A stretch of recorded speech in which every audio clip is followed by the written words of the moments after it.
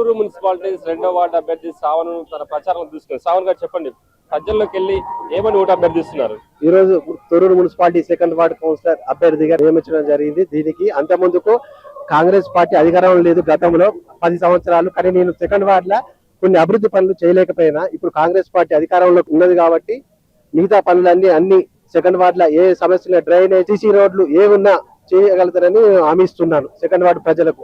ఇప్పుడు మా ఎమ్మెల్యే యశస్విని రెడ్డి గారు, సీఎం రేవంత్ రెడ్డి గారు, ఎమ్మెల్యే యశస్విని రెడ్డి గారు, ఝాన్సీ రెడ్డి గారి ఆదేశాల వరకు నాకు ఈ టికెట్ ఇవ్వడం జరిగింది. వాళ్ళ ఆశీస్సులతో ముందుకెళ్తారని కొనసాగుతారు. కాంగ్రెస్ పార్టీకి ప్రజలు ఎందుకు ఓటేస్తారు? కాంగ్రెస్ పార్టీ ప్రజల కంటే మామూలు ఇందిరమ్మ ఇల్లులు ఇచ్చింది, రేషన్ కార్డులు ఇచ్చింది, ఉచిత బస్సు ప్రయాణం, 200 యూనిట్స్ కరెంటు, ప్రతి ఒక్కటి కాంగ్రెస్ పార్టీ చేసింది. గతంలో బీఆర్ఎస్ పార్టీ చేసింది ఏం లేదు, అభివృద్ధి కూడా చేయలేదు. అందు గురించి కాంగ్రెస్ పార్టీకి ఓటేయాలి. మనతో పాటు మార్కెట్ చైర్మన్ తిరుపతి రెడ్డి గారు, చెప్పండి ఎలా ముందుకెళ్ళబోతున్నారు? కాంగ్రెస్ పార్టీ చేసినటువంటి అభివృద్ధి కార్యక్రమాలు ఈ 2 సంవత్సరాల కాలంలో ఇండ్లు ఒక దఫా ఇవ్వడం జరిగింది. ఇంకా 2 దఫాల్లో ఇందిరమ్మ ఇండ్లు కానీ, రేషన్ కార్డులు కానీ, పింఛన్లు కానీ, ఇంకా ఎన్నో ఇచ్చే పథకాలు, ప్రజలకు చేరువయ్యే పథకాలు ఇంకా చాలా ఉన్నాయి. కాబట్టి ప్రజలు కాంగ్రెస్ పార్టీ తరఫున తూనం శ్రవణ్ గారిని నిలబెట్టడం జరిగింది. తూనం శ్రవణ్ గారు వాళ్ళ మదర్ రోజా గారు గతంలో ఇక్కడి నుంచే పోటీ చేయడం జరిగింది. అప్పుడు వాళ్ళ అధికారంలో లేకపోవడం వల్ల కొద్ది పనులు వెనుకబడ్డాయి. ఇప్పుడు అధికారంలో ఉన్నారు కాబట్టి ఈసారి మరొకసారి అవకాశం ఇస్తే అభివృద్ధి పనులు ఎన్నో చేసే అవకాశం ఉంది. శ్రవణ్ కొత్తగా ఇదివరకు వాళ్ళ అమ్మగారు ఉన్నారు, ఇప్పుడు మొదటిసారిగా వస్తున్నాడు. కాబట్టి యువకుడు ప్రజలకు అందుబాటులో ఉండి వాళ్ళకి అన్ని రకాలుగా సహాయ సహకారాలు అందించడానికి సిద్ధంగా ఉన్నాడు. శ్రవణ్ వెనుక మీ అంతా ఉంటాం. మాది బాధ్యత. ఏ తక్కువ ఇక్కడ ఏదైనా మిగిలిపోయిన వర్కులు ఏమైనా ఉన్నా మేము అందరం వెంబడి ఉండి పనులు చేయిస్తామని ఈ వార్డు ప్రజలకు మేము ప్రత్యేకంగా విజ్ఞప్తి చేస్తూ శ్రవణ్ని అత్యధిక మెజార్టీతో గెలిపించవలసిందిగా కోరుతున్నాం. మీ అభ్యర్థికి ప్రత్యర్థికి ఉన్న తేడా ఏంటి? అంటే సుదీర్ఘమైన రాజకీయ అనుభవం ఉంది. వాళ్ళ నాన్నగారు, వాళ్ళ అమ్మ ఒక 20 సంవత్సరాల నుంచి కాంగ్రెస్ పార్టీని నమ్ముకొని ఉన్నారు. వాళ్ళను చూస్తూ పెరిగాడు కాబట్టి ఇక్కడ సమస్యలు ఏంది, స్థానికంగా ఉంటాడు కాబట్టి ఇక్కడ సమస్యలు కానీ అతను కూడా గతంలో వాళ్ళకి చేయాలన్నా చేయలేకపోయారు. ఎందుకంటే ప్రభుత్వం లేదు. ఈ వచ్చిన 1.5 year 2 years అయింది. ఇంకా రానున్న ఫండ్స్ అత్యధిక ఎమ్మెల్యే గారు కూడా అత్యధికమైన నిధులు తీసుకోవడానికి మన పొంగులేటి ఇన్ఛార్జ్ మంత్రివర్యులు పొంగులేటి శ్రీనివాసరెడ్డి గారు కూడా తొర్రూరు మున్సిపాలిటీ మీద ప్రత్యేకంగా దృష్టి పెట్టడం జరిగింది. కాబట్టి అత్యధిక నిధులు తీసుకురావడానికి అవకాశం ఉంది.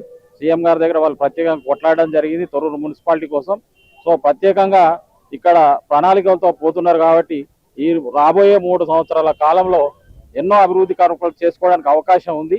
కాబట్టి మీ అందరం ఉండి ఈ వార్డు యొక్క ఏమేమి లోపాలనే రేపు పొద్దున ఏమేమి మిగిలిపోయినాయి, ఇంకా ఏమేమి చేయలేకపోయినా అవన్నీ ప్రత్యేకంగా కార్యాచరణ రూపొందించుకొని అవన్నీ సత్వరంగా త్వరితగతిన పూర్తి చేయడానికి మా వంతు కృషి చేస్తాం. ప్రత్యర్థికి ఏం చెప్తారు? ప్రత్యర్థులకు చెప్పేది ఏం లేదు. మన పనే, మేము చేసే పనులే రేపు వాళ్లకు సమాధానంగా నిలుస్తాయి. ఇంకా శ్రవణ్ వ్యక్తిగతంగా కూడా ఎంతో మందికి సహాయ సహకారాలు అందించడానికి సిద్ధంగా ఉన్నాడు. శ్రవణ్ వెనుక మేమంతా ఉంటాం. తప్పకుండా మిగిలిన పనులు కానీ ఇంకా కొత్త ప్రోగ్రాంలకు శ్రీకారం చుట్టబోతున్నాం. అవన్నీ తప్పకుండా చేపి నమ్మకం మాకు.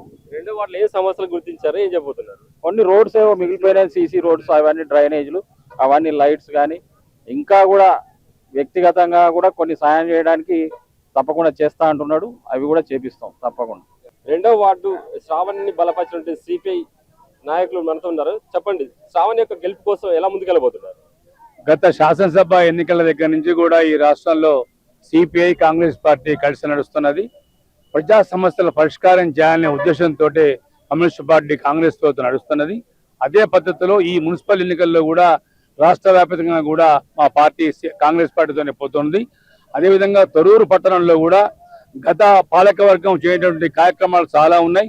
ముఖ్యంగా తొర్రూరు రెవెన్యూ డివిజన్ కేంద్రం ఏర్పడిన తర్వాత ఈ యొక్క కేంద్రంలో ముఖ్యంగా వంతప్రకల ఆసుపత్రి, అదేవిధంగా ఫైర్ స్టేషన్, ఈటీఓ కేంద్రం ఇవన్నీ రావాల్సిన అవసరం ఉంది.